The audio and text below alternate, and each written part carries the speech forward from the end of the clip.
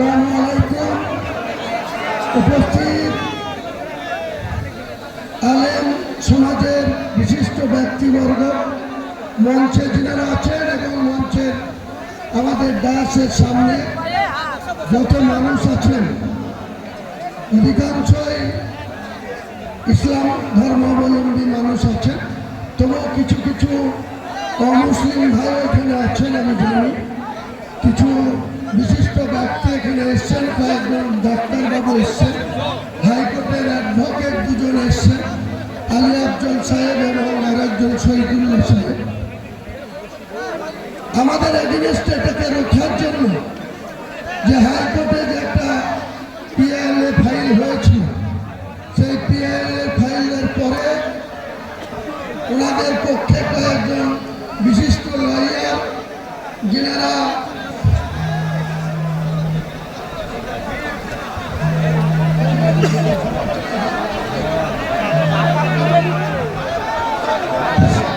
আমরা যখন আইনের লড়াইয়ে অনারেবল হাইকোর্টের প্রধান বিচারপতি সাহেব তার ডিভিশন বেঞ্চ যখন এটা শুনানি হওয়ার কথা ছিল 8 তারিখে, 8ই ডিসেম্বর, কিন্তু বিশেষভাবে সেই শুনানিটা 5 তারিখে আগিয়ে আনা হয়েছিল। প্রধান বিচারপতিকে মেনশন করে ওনাদের পক্ষে যারা লয়ার ছিল তিনারা 8 তারিখের জায়গায় 5 তারিখে মেনশন করেছিল। আমাকে এত ব্যস্ততার মধ্যে যখন এটা পিএলএ ফাইল হলো, তখন আমি 3 তারিখে আমাকে জরুরি ভিত্তিতে জেলা ছেড়ে কলকাতায় যেতে হলো। এই আলী আফজল সাহেব থেকে শুরু করে কয়েকজন বিশিষ্ট আইনজীবীর সাথে 1 ঘন্টা পরামর্শ করে ওনাদেরকে আমি পাওয়ার দিয়ে আসলাম যে যা করার করতে হবে। যারা এটার জন্য রোখার চেষ্টা করছে, আমি কোনো অসাংবিধানিক কাজ করছি না। ভারতের সংবিধানকে সম্মান জানিয়ে প্রত্যেকটা ধর্মাবলম্বী মানুষের নিজের নিজের অধিকার আছে। কেউ চার্চ বানাতে পারে, কেউ গির্জা বানাতে পারে, কেউ মন্দির বানাতে পারে। আমরা মুসলমান যারা, তারা আল্লাহর ঘর মসজিদ বানাতে পারে। এখানে মিডিয়া বন্ধুদের বলবো, ন্যাশনাল মিডিয়ার বন্ধুদের বলবো, আপনারা দেখতে পাচ্ছেন বাংলায় এবং ইংরেজিতে এখানে পবিত্র বাবরি মসজিদের ভিত্তি স্থাপন প্রস্তাব লেখা আছে। আপনারা একটু ওইদিকে লক্ষ্য করবেন, আপনাদের ক্যামেরা ওইদিকে ঘোরাবেন, কিটা ভারতবর্ষ দেখুক যে এক শ্রেণীর মানুষ এটা হতে দিতে চায়নি। বাবরি মসজিদ নাকি ভারতের মাটিতে হবে না। আপনাদের অবগত করার জন্য বলি, 2019 সালে সুপ্রিম কোর্টের প্রধানমন্ত্রীর যে বেঞ্চ, ফুল বেঞ্চ 5 সদস্যের, তারা দীর্ঘদিন ধরে এই মামলার শুনানি করার পর 2019 সালের নভেম্বর মাসে একটা জাজমেন্ট এসেছিল। সেই জাজমেন্টে কোনো পেপার ছাড়াই প্রত্যেকটা মানুষের অধিকার, যার ডিড এবং ডিডের বলে যার মিউটেশন, কনভার্সন, অর্থাৎ কাগজ কলমে যে মালিক, সেই মালিকানার প্রত্যেকটার অধিকার আছে। সেখানে কি বানাবে, কি করবে, হিন্দু ভাইদের মন্দির করার অধিকার আছে, আগেই বললাম গির্জা করার অধিকার আছে, চার্চ বানানোর অধিকার আছে, তেমনি মুসলমান ভাইদের পবিত্র আল্লাহর ঘর মসজিদ বানানোর অধিকার আছে। সুপ্রিম কোর্ট যে জাজমেন্ট দিয়েছিল, সেই জাজমেন্টে যেমন উইদাউট কাগজপত্র ছাড়াই, রামলীলার কোনো ডকুমেন্টস ছাড়াই, শুধু বলেছিল মানুষের আবেগকে সাড়া দিয়ে অনারেবল সুপ্রিম কোর্টের 5 সদস্যের ডিভিশন বেঞ্চ সেদিন বলেছিল যে এক শ্রেণীর হিন্দু সমাজের মানুষ এখানে বাবরি মসজিদ ভেঙে দিয়েছে 1992 সালে। সেখানে তাদের আবেগকে গুরুত্ব দিয়ে সেখানে রাম মন্দির হবে। আপনারা সবাই জানেন, গোটা বিশ্ব জানে, ভারতবর্ষের আপামর 100 যে অযোধ্যাতে একটা রাম মন্দির তৈরি হচ্ছে। আমরা কেউ মুসলমান সম্প্রদায়ের মানুষকে তার বিরোধিতা করি।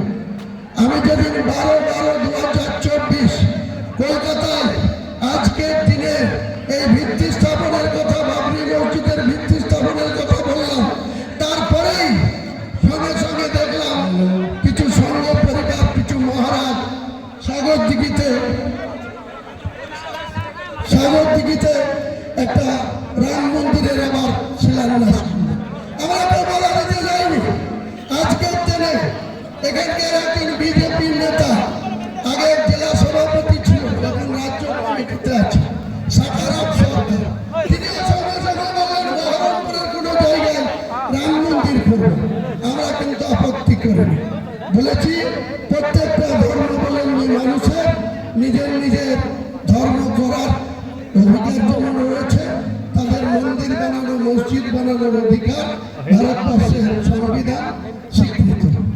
স্বাভাবিকভাবে আমাদেরকে বিরুদ্ধে যেটা চক্রান্ত করে পিআইএল ফাইল করা হলো, তারা চেয়েছিল 8 তারিখে ডেট ছিল, তাহলে স্বাভাবিকভাবে আজকে 6 তারিখে আমরা শিলান্যাস করে দিই। তারা এটাকে রক্ষার জন্য স্পেশালভাবে মেনশন করলে 5 তারিখে মামলা শুনানি করতে হবে। মহান আল্লাহ যাকে সাপোর্ট দেয়, মহান আল্লাহ যাকে দোয়া করে, আল্লাহ যাকে ভালোবাসে, এই পৃথিবীর কোন মানুষ তার বিরোধিতা করলে সফলতা পায় না। তাই মহান আল্লাহ তাআলার ইচ্ছা আমরা সেই হাইকোর্টে আইনের লড়াইয়ে এখানে আফজল সাহেব, আলী আফজল চাঁদ থেকে শুরু করে যে 12 জন সেখানে হাইকোর্টের অনারেবল প্রধান বিচারপতি এবং তার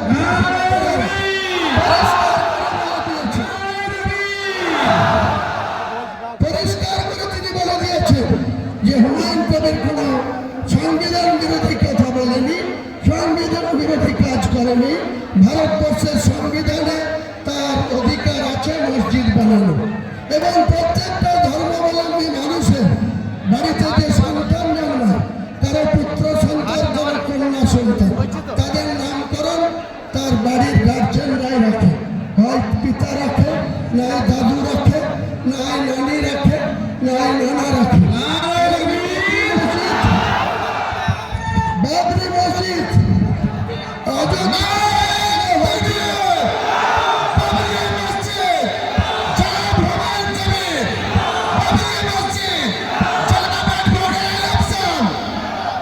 বাবরি মসজিদ যেটা অযোধ্যায় ভাঙা হয়েছিল, সেটাকে বলা হচ্ছে বিতর্কিত ল্যান্ডে ছিল। বাবর 1528 খ্রিস্টাব্দে তার প্রধান সেনাপতি মীর বাকি তাকে দিয়ে নাকি যেখানে রামের জন্ম হয়েছিল সেখানে নাকি এই মুঘল সম্রাট, আপনারা সবাই জানেন, ইতিহাস যারা পড়েছে, ইব্রাহিম লোদি বলে একজন সম্রাট ছিল। বাবর কিন্তু ভারতবাসী ছিল না, অন্য দেশ থেকে ইব্রাহিম লোদিকে আক্রমণ করেছিল। তারপরে জয়লাভ করার পর তিনি ভারত সম্রাট হয়েছিল। সেই ভারত সম্রাটের একজন প্রধান সেনাপতি মীর বাকিকে দিয়ে এই যে বিতর্কিত বলা হচ্ছে, বিতর্কিতটা 2% ভারতবর্ষের হিন্দু সমাজের মানুষরা বিতর্কের কথা বলছে। আজকে ভারতবর্ষে 145 কোটির মধ্যে 40 কোটি মুসলমানের বাস। এই বাংলায় 11.5 কোটির মধ্যে 4 কোটির বেশি মুসলমানের বাস। সেখানে আমরা একটা বাবরি মসজিদ করতে পারবো না? এত বড় হিম্মত! আমার মাথার দাম ঘোষণা করা হচ্ছে 1 কোটি টাকা। আমরা কোনো অহিংস নীতিতে বিশ্বাসী না, কোন ধর্মাবলম্বী মানুষকে আমরা ঘৃণাও করি না, অশ্রদ্ধাও করি না। আমার ধর্মের প্রতি আমরা যেমন আস্থাশীল, তেমনি অন্য ধর্মের প্রতিও আমরা শ্রদ্ধাশীল। কিন্তু কেউ যদি মনে করে থাকে মুর্শিদাবাদের মাটিতে উত্তরপ্রদেশ থেকে এসে মধ্যপ্রদেশের প্রাক্তন মুখ্যমন্ত্রী বলেছে এক এক ইটা খুল लेंगे, इतना हिम्मत उमाजी आपको नहीं मुसलमान आबादी है, ये शहीद हो जाएगी, लेकिन ये बाबरी मस्जिद का एक भी ईंटा नहीं खोलने देगा। ये मेरा चैलेंज है। उमा जी आपको चैलेंज कर रहे हैं, जो मेरा शहर लेने के लिए घोषित किया उनको भी मैं सतर्क कर रहे हैं, चेतावनी दे रहा है, जा पैसा मत कीजिए। अब हुमायूं कबीर को कैसा स्पर्श नहीं कर पाएगी। खुद महान अल्लाह ताला सृष्टिकर्ता मुसलमान के पास है, कुरान के हिफाजत के लिए है। ये मेरा जो 1992 6 दिसंबर जो मस्जिद को रिमूव कर दिया, तोड़ दिया, डिमोलिशन कर दिया, वो बाबरी मस्जिद बिल्डिंगों में बनेगी बनेगी बनेगी। उनका साथ एक इस्लामिक हॉस्पिटल भी होगी 500 बेड में। यहाँ का जो मेडिकल कॉलेज है वहाँ कोई परिसेवा ठीक ठाक नहीं मिलती। एक के बेड में 3 को पेशेंट को वहाँ रुकने होते हैं।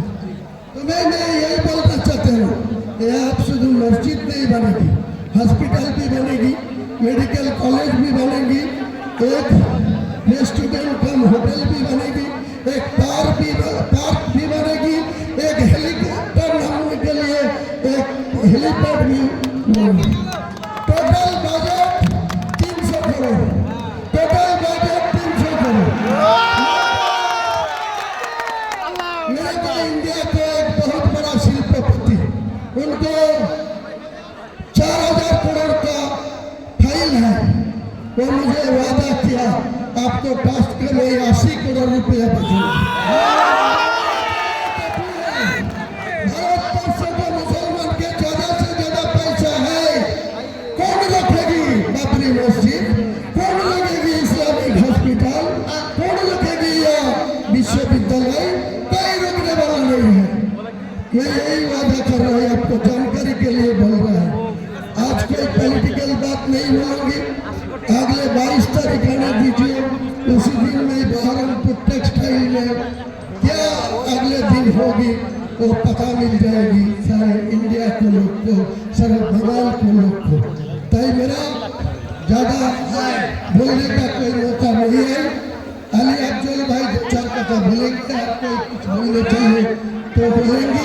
कोई ठीक 1:30 बजे अरे बात है, जमा लगा दिया, कोई टेलीफोन में कनेक्शन नहीं हो रहा है, कोई इंटरनेट भी नहीं चल रहा है, तो मैं इंटरनेट पर भित्ति स्थापन करने का बात है, तो नहीं होगी तो यहाँ से मैं प्रीति से कच्ची दे के वो भित्ति स्थापन करा देगी। कोई रुक नहीं सकता, कोई रुक नहीं सकता।